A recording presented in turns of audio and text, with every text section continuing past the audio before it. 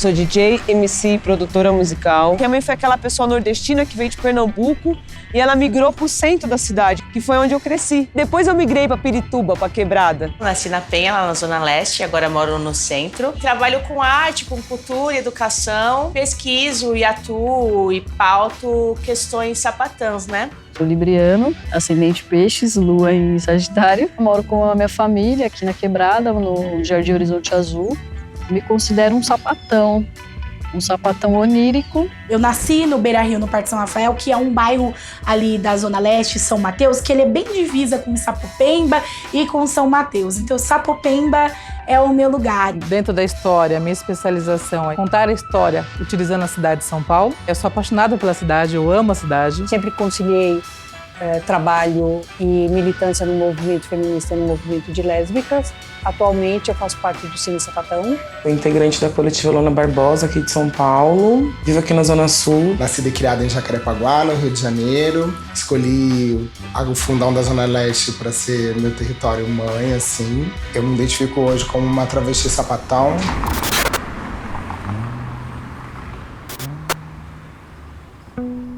Eu não sabia direito das coisas, eu fui aprendendo, sabe? Eu não tinha esse acesso, era tudo no centro, eu morava na periferia. As baladas eram no centro, eu tinha que ter dinheiro para me locomover da periferia para chegar no centro. E aí você chega no centro, você é a menina da quebrada no centro, sabe? Você não é do centro. Em primeiro lugar, sapatão. O importante para mim é a minha cama e a minha cabeça e a minha buceta. A imaginação também é a possibilidade que eu tinha. Depois a escola, depois a praça, depois o centro. Que eu acho que é uma migração que muitas pessoas LGBT fazem, né? De saírem dos seus locais mais distantes, das zonas periféricas e poderem ser um pouco mais, não digo livre, né? É muito difícil ter a liberdade, mas ser um pouco mais expressivos numa região central, em meio à multidão, em meio a outras pessoas LGBT também que estão de alguma forma tentando exercer o seu direito à cidade e a sua afetividade. Então é sempre uma atenção de se deslocar pela cidade, sendo uma pessoa LGBT.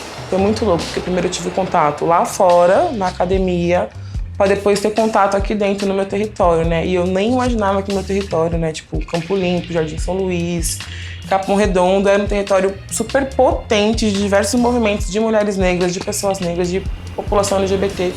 E eu não tinha acesso. E aí a Luana foi assassinada e eu me vi como uma Luana também. E foi a partir disso que eu passei a me movimentar dentro do movimento lésbico. Ela foi assassinada na rua da sua casa, na frente do seu filho, 7 horas da noite, aliás, espancada. 7 horas da noite, com todo mundo presenciando, né? Eu sou casada faz 5 anos, a gente não anda de mão dada na rua. Ai, Fernanda, que exagero, a gente tá em outro tempo e tal. Não é um exagero. Eu acho que os corpos LGBTs, os corpos lésbicos não têm direito à cidade. Eu já fui xingada na rua, tem esses exemplos de Luana e de outras companheiras que também sofreram represálias, eu não tenho essa segurança. Tanto que quando eu fui viver minha sexualidade, eu fui viver fora do bairro, em lugares estratégicos, tipo a Paulista, a Praça Roosevelt, o Vale do Anhangabaú. A primeira vez que me falaram que tinha um rolê foi o Pride. Eu lembro que me deram um flyer. E eu lembro que eu peguei o flyer assim e tinha um cara sem camisa, assim, no flyer. E eu não conseguia entender porque que tinha tanto homem nos flyers antigos, assim, que era só os caras boladão. Saía da quebrada, do lugar onde eu não era tão assumida. E aí eu atravessava a cidade e ia pra essas festas. Eu fui no Pride, eu fui no Clube Z, eu fui em Bubu, eu fui na Túnel. E aí eu lembro que outro grande marco foi a parada gay. Mas aí o dia que eu descobri que um dia antes tinha caminhada lésbica, pra mim foi tipo... Eu quero cantar aqui.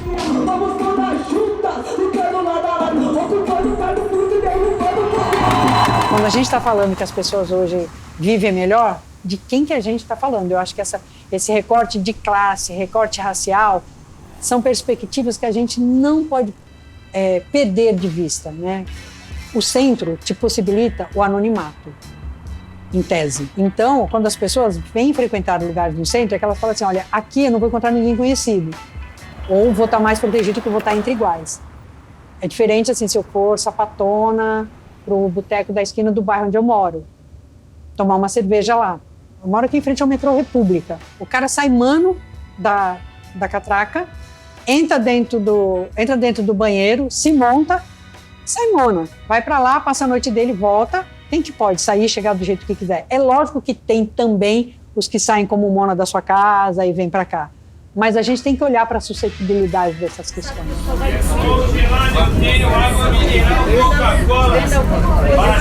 No centro também como uma possibilidade de libertação, né? Porque você ser sapatona na quebrada é muito diferente de você ser sapatona aqui no centro.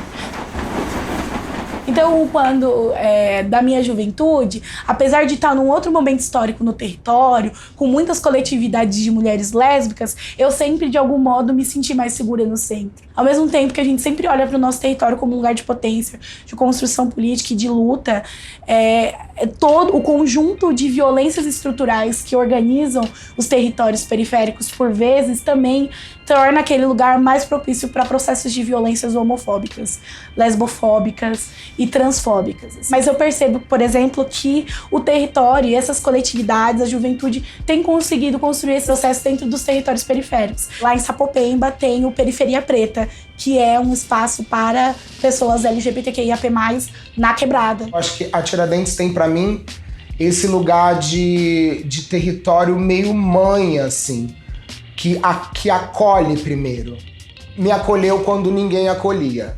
Tipo assim, o que eu vivi na Roosevelt em 2017, aquele boom de pessoas trans se encontrando e aquele carnaval que era uma loucura, aquilo era um macro, assim. Eu acho que na cidade de Tiradentes, por exemplo, tem os micros. Então, são pequenas comunidades de jovens LGBTs que se reúnem na casa de alguém. É sempre em menor escala, assim. Acho que, pra mim, um lugar de muita inspiração tá a Zona Sul. Então, as companheiras da coletiva Luana Barbosa é o primeiro coletivo de mulheres lésbicas negras que eu tenho contato. Eu acho que tem tudo a ver cidade com lésbicas, bissexuais, trans, gay, enfim, com todo mundo, porque a gente não tem acesso a isso, né? Não à toa a gente pensou na festa Sarrada no Brejo ser no centro da cidade, nessa perspectiva das lésbicas ocuparem a cidade, o centro da cidade. Ela foi criada para poder levantar recursos para a caminhada.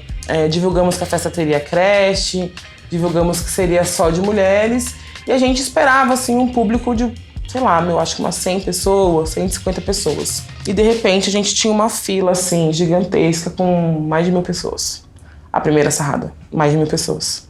E eu comecei a chorar, porque eu fiquei muito emocionada, assim. Era literalmente as mulheres ocupando a cidade, né? Quando foi 9h30, a gente abriu a casa para poder começar as pessoas a entrarem. De repente, caiu um temporal. Eu acho que tinha umas 50 pessoas dentro da casa já e o teto caiu. A primeira sarrada, o teto caiu. A casa começou a inundar, a água começou a subir. E foi, assim, um dos piores dias de lesbianidade da minha vida. Eu chorei muito, assim. A galera que estava organizando, né, a coletiva, a gente chorava muito, muito. E aí foi uma catástrofe, assim, não teve festa. Foi muito importante isso acontecer porque a gente também conseguiu perceber a potência das sapatonas. Quando elas estão juntas, elas estão juntas. As meninas, assim, que estavam na fila, elas ocuparam um posto de gasolina desabitado, assim, que estava desocupado. Que elas acabaram acolhendo a gente, dizendo, não, vamos fazer a festa aqui, ó. Vamos fazer nós aqui, pegar um pandeiro, pegar uma alfaia e fazer a festa aqui. E foi, assim, a primeira festa. E a gente pensou que nunca mais faria festa, até que nós criamos a coletiva e começou a chover, assim, de mensagens de pessoas procurando a gente por questões sociais mesmo, que afetavam elas por conta da lesbofobia. E aí a gente falou, mano, não tem dinheiro, não tem cesta básica, de onde que vai sair isso? O que a gente faz? Vamos escrever de tal, não rolou. E aí, acho que a gente pode tentar voltar com a festa, porque tinha mais de 1000 pessoas na fila, se cada uma dá R$10, vai ser uma grana que vai poder contribuir com outras mulheres. E foi assim, a gente chamou uma segunda sarrada no Brejo, no Mary Pop, ali no Santa Cecília.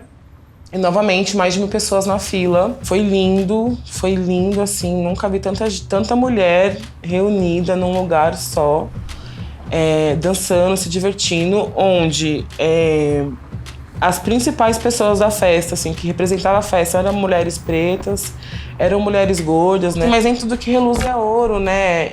A gente começou a ter trabalho, os aluguéis das casas foram ficando cada vez mais caros. Os proprietários da casa começaram a se incomodar por ter festa só de mulher naquele espaço. Os homens iam pra fila, insistia para entrar e foi ficando cada vez mais difícil. E a gente resolveu na pandemia dar uma parada, assim, dar uma sossegada, descansar um pouco. E agora, finalzinho de 2022, a gente fez uma edição menor, que foi na Casa Carolinas, lá no Grajaú. Foi muito bacana, porque a gente conseguiu perceber que a gente tem um público fidedigno, né, que frequenta a sarrada. A revista tem uma premissa de ser feita somente por LGBTs da periferia, então todo mundo é periférico. E a gente foi tentando, foi aprendendo, foi mais erro e acerto do que acerto e erro, né? Era pequenininha, né, formato A6. Para poder ser escondido embaixo do braço, né, para poder circular na periferia. A gente falou um pouco para a periferia sobre a caminhada, sobre a Marcha das Vadias na época, um pouco da história do movimento LGBT, né, algumas personalidades que toparam, né, conversar com a gente. Não é tão simples assim chegar nessas pessoas, né, e elas acreditarem no seu trabalho. A primeira edição ela circulou no bairro Fazenda da Juta, São Mateus, Sapopemba. A gente fez algumas distribuições no centro, em pontos específicos LGBT.